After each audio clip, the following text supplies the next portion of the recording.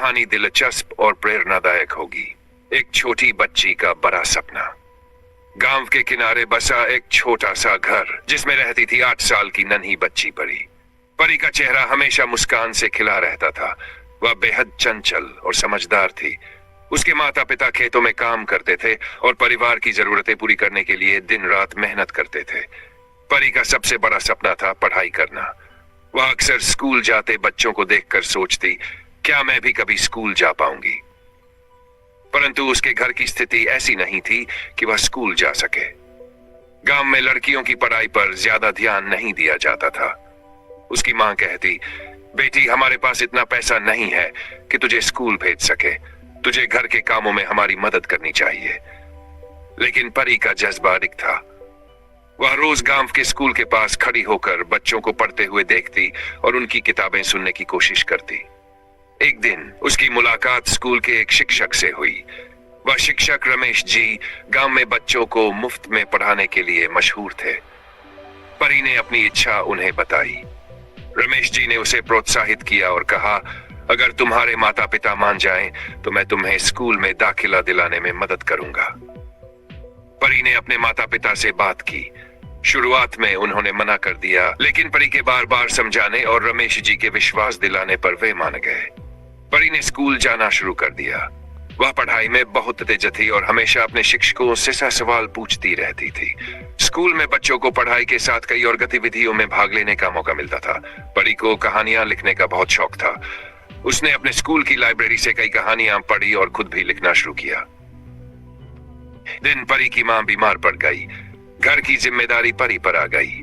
वह सुबह जल्दी उठकर घर का काम करती, फिर स्कूल जाती और शाम को अपने पिता की मदद करती। गांव के लोग उसकी मेहनत देखकर हैरान थे। परी के लिए यह समय बहुत कठिन था, लेकिन उसने हार नहीं मानी। उसने पढ़ाई के लिए रातों को जागना शुरू कर दिया। उसे लगता था कि मेहनत से ही वह अपने और अपने परिवार के जीवन को बदल सकती है।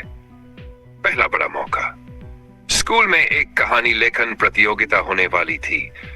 परी ने अपनी खुद की लिखी कहानी एक छोटी चिड़िया का सपना जमा की। उसकी कहानी गांव के छोटे बच्चों और उनके सपनों के बारे में थी। जब प्रतियोगिता का परिणाम आया तो परी की खुशी का ठिकाना नहीं रहा। उसकी कहानी ने पहला स्थान प्राप्त किया। रमेश जी ने उसे बताया कि उसकी कहानी जिला स्तर की प्रतियोगिता में भी चुनी गई है। परी ने खुद पर गर्व महसूस किया। सपनों की ओर कदम।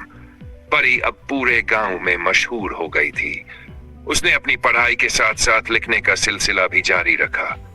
रमेश जी ने उसे एक किताब लिखने की सलाह दी। परी ने अपनी किताब सपनों का गांव लिखी, जो गांव की साधारण जिंदगी और बच्चों के संघर्षों पर आधारित थी। किताब को जब एक बड़े प्रकाशक ने प्रकाशित किया तो परी का नाम पूरे जिले में मशहूर हो गया। उसकी कहानी ने न सिर्फ बच्चों को प्रेरित किया, बल्कि बड़े बुजुर्गों को भी ये सोचने पर मजबूर कर दिया कि लड़कियां भी कुछ बड़ा कर सकती हैं। अंत में बदलाव। अब परी का सपना था कि वह अपने गांव में एक बड़ा स्कूल खोले, जहां हर बच्चे को मुफ्त शिक्षा मिल सके। उसने अपनी किताब की कमाई से गांव में एक छोटा स्कूल शुरू किया। परी की मेहनत और जिद ने उसे वहां पहुंचा दिया, जहां पहुंचने का सपना भी लोग नहीं देखते थे। वह एक मिसाल बन गई। उसके संघर्ष और सफलता ने यह साबित कर दिया कि यदि सच्ची लगन हो तो कोई भी मुश्किल रास्ता रोड़ा नहीं बन सकता। यह कहानी न सिर्फ परी की है, बल्कि उन सभी बच्चों की है जो अपने सपनों को पूरा करने के लिए मेहनत करते हैं।